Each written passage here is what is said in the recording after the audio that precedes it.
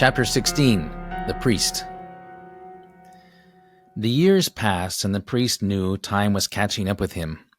He moved more slowly, and things hurt that didn't hurt before. In the early morning, he would do some low, slow stretches to get his knees and ankles loose, ready for the day's work. As he stretched, his thoughts often turned to the portal and his promise to watch over it. There had been no word from his friends from beneath the ground, but he had made a promise to watch over the opening to their world, and he intended to keep that promise. With his advancing years, he knew he had to entrust someone with this secret. But who? He never married and had no children. But there was Shinzo. Shinzo had lived with the priest since he was a small boy. He was an orphan, left at the temple gates. The priest had taken him in and raised him as his own. Shinzo, for his part, had always been dedicated to the priest and thought of him as his father. One day, after the temple grounds had been swept clear of the multitude of small red maple leaves that blanketed the mountainside each fall, the priest sat with Shinzo on the temple veranda.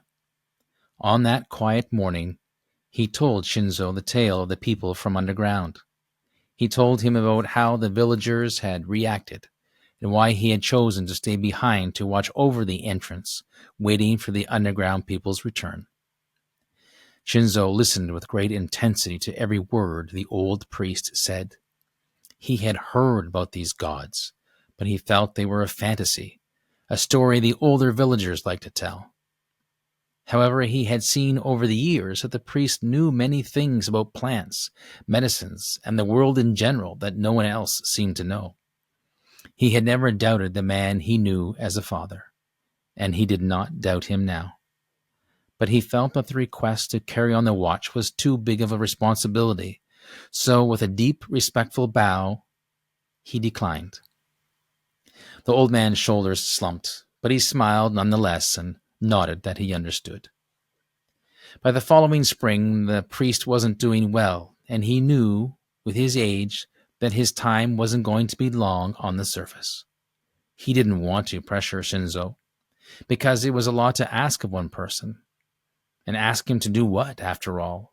To guard a hole in the ground? To keep watch for an underground civilization that the boy had never met? Spring came and went. During the hot summer evenings, the old priest and the young man would often sit cross-legged on the temple's wooden porch, which was shiny and worn smooth from years and years of covered feet shuffling back and forth across it. The setting sun would pierce through the thick canopy of dark green leaves, falling on them like slanted strings of silver. There was a serene calmness on the evenings like this, the still and humid air magnifying the hypnotic whirring of the cicadas in the trees overhead. On one evening, as they sat like this, the priest spoke after a moment of silence. "Shinzo, you are a son to me in every way. You have dedicated yourself to me and the temple. I do not want to ask you to do what you do not want to do, but I am old. I doubt I will live to see the leaves fall in color again." He lifted his old, withered hand and pointed to the stout maple tree above them. "There must be someone to continue my watch." Shinzo shifted uncomfortably. He knew this conversation would come again, and he didn't want to disappoint the only person he knew as family. "Father," Shinzo began. The priest looked fondly at his son. Though he knew pride was wrong, he couldn't help but feel proud when Shinzo called him father. "Father, I have fallen in love with a girl from the village." This caught the old priest by surprise. "Oh? May I ask who?" "Yumiko," Shinzo replied. The priest smiled knowingly. Yumiko. Yes, I see it now." Through this new lens, he recalled how many times she had visited the temple over the last few years. He had believed she was quite dedicated to her prayers, but it would seem that her dedication had a more human focus. Well, that was nature. They sat quietly for a while longer until Shinzo broke the silence. "I have thought much about what you have said, about the opening and its significance. I do not want to let you down. I know how important it is you to fulfill your promise. He paused, not wanting to hurt the person who had meant the most to him. But it is not my promise to keep. The old priest bowed his head, disappointed but understanding. Shinzo took a deep breath and continued, Yet, I have witnessed the same anger you saw in the villagers. Their hearts do not seem to have changed much since that time, and those with the most anger seem to have the most influence.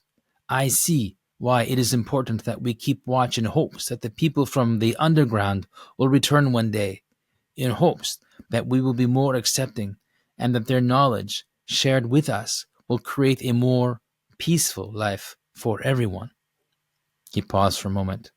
Therefore, I have decided to stay. The old priest had been surprised by Shinzo's declaration of love for a young woman in the village, but he most certainly did not expect him to agree to stay. There was one condition, though. I will stay and mind the temple grounds, allowing people a place for meditative reflection, but only if Yumiko lives here with me as my wife. The old priest drew in a long breath and let it out slowly as he stared out at the forest. He had sat on this porch and looked at these trees all his life, but now it felt different, like he was a visitor here. Shinzo remained silent, gazing forward, not daring to look at the priest. Finally, the old man broke the quiet.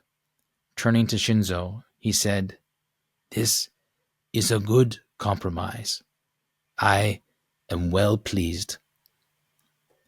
The two men sat quietly side by side, watching the slits of silvery light playing through the still, warm evening air until the day had no more light to give. Well, I hope you enjoyed that chapter. There are plenty more to go, so make sure to like and subscribe so that you don't miss what's coming up next. There's a lot more to come. And if you are enjoying it, by all means, feel free to share this with your family and friends so that you can watch and listen together. I'm Eric Jingles, the author of The Nomies in the Surface Protocol. Thank you so much for watching, and I'm looking forward to seeing you next time.